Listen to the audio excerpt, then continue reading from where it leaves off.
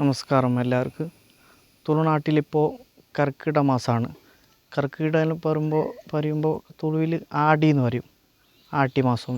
അപ്പോൾ ആട്ടി മാസത്ത്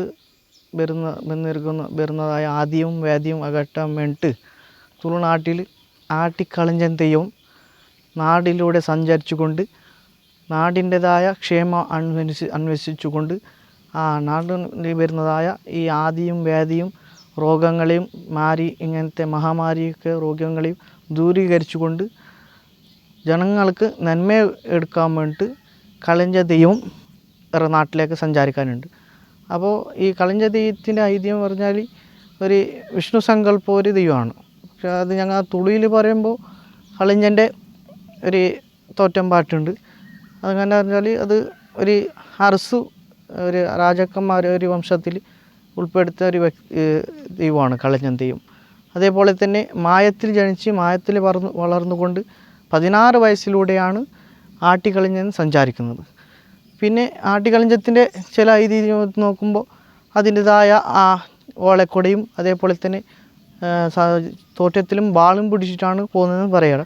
പക്ഷേ ഞങ്ങൾ ഈ കളഞ്ച തെയ്യത്തിന് ഓലക്കൊട അതേപോലെ തന്നെ തിരിൻ്റെതായ അലങ്കരിച്ചുകൊണ്ട് കളഞ്ച തെയ്യത്തിന് സഞ്ചരിച്ചുകൊണ്ട് ഈ നാട്ടിലേക്ക് വന്നിരിക്കുന്നതായ ഈ രോഗങ്ങളെ ദൂരീകരിച്ച് കൊടുക്കണേ എന്നിരിക്കുന്ന പ്രാർത്ഥനയോടുകൂടി തന്നെ ഈ കളഞ്ച തെയ്യത്തിന് ഞങ്ങൾ കൊണ്ടുവന്നു. ആ കൊണ്ടുവന്ന സമയത്ത് ഈ വീട്ടിലെ തറവാട് ആദ്യമായിട്ട് ഗ്രാമത്തിൻ്റെ അമ്പലത്തിൽ പോയിട്ട് ആടയും കളിച്ചും ഈ ഗ്രാമത്തിൻ്റെതായ പ്രധാനപ്പെട്ട സ്ഥലത്ത് പോയിട്ട് അതിനുശേഷം ബാക്കിയുള്ള വീടുകളിൽ സഞ്ചരിക്കുന്നുണ്ട്. അപ്പോൾ കളഞ്ച പോകുന്ന സമയത്ത് ചില വീട്ടുകളിൽ തിരിവെച്ചുകൊണ്ട് അതേപോലെ തന്നെ കുറുതി വെള്ളമോ അല്ലെങ്കിൽ ഭസ്മ വെള്ളമോ കളച്ചിട്ട് തെയ്യത്തിൻ്റെതായ ആ ദീപത്തിന് മുന്നിൽ വെച്ച് അതിൻ്റെ മുന്നിൽ തെയ്യവും കളിച്ച ശേഷം ആ ദീപത്തിന് കുറുതി വെള്ളത്തിനെ കൂടി ഒന്നിച്ചുകൊണ്ട് വടക്കോട് വെച്ചിട്ട് അതിനെ ചുട്ടോടും വീഴ്ത്തിട്ട് ആ വെള്ളത്തിനെ സങ്കല്പിക്കാനുണ്ട്. ഞങ്ങൾ വീട്ടിലുള്ള എല്ലാ ദോഷങ്ങളെ ഈ ദൈവങ്ങൾ പരിഹരിച്ച് കൊടുക്കണമെന്നിരിക്കുന്ന പ്രാർത്ഥന. അതേപോലെ തന്നെ ഞങ്ങൾ ഇതുവരെ ആ ചടങ്ങോട് ഞങ്ങൾ മുന്നോട്ട് കൊണ്ടുവന്നിട്ടുണ്ട്.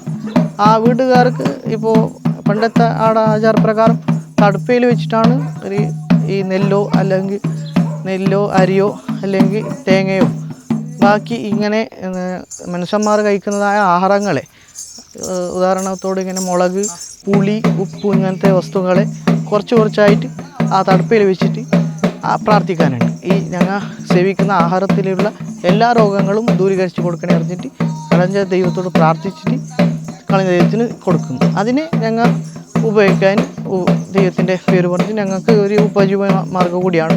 അപ്പോൾ അതിൻ്റെ ദൈവത്തിൻ്റെ പേര് പറഞ്ഞ് ഞങ്ങൾ അതിലൂടെ തന്നെ ഞങ്ങളെ ഉപജീവന മാർഗ്ഗം കൂടി കൊണ്ടുപോകുന്നു. അതിൽ കിട്ടുന്ന ദക്ഷിണങ്ങളെ ഞങ്ങളെ ഈ ദൈവത്തിൻ്റെ കാര്യങ്ങൾക്ക് ഉപജീവന മാർഗ്ഗം കൂടി കൊണ്ട് അതിനെ ഈ കളഞ്ച ദൈവത്തിന് ഇനിയും കൊണ്ടുപോകാൻ ഉദ്ദേശിച്ചിട്ടുണ്ട്.